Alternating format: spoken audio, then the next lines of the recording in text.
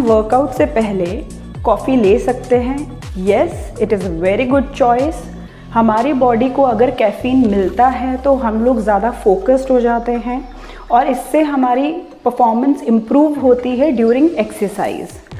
सो आप कैफ़ीन ज़रूर लें। अगर मैं आपको एग्जांपल दूं तो लाइक जब आप एस्प्रेसो शॉट लेते हैं तो उसमें आपको लगभग 75 ग्राम ऑफ कैफ़ीन मिलता है।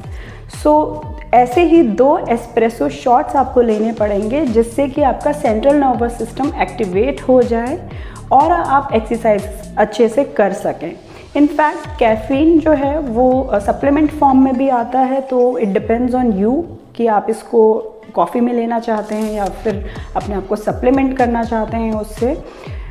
इसकी अच्छी बात ये है कि ये आपको अलर्ट तो करता ही है बट ये आपके फैट लॉस में भी हेल्प करता है। So have coffee.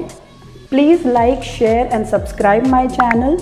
नीचे कमेंट सेक्शन में आप अपने डाउट्स ज़रूर लिखिए और अगर आप नए हैं मेरे चैनल पे तो ऊपर दिए गए आई बटन पे क्लिक करके आप बाकी वीडियोस भी देख सकते हैं। Thank you so much.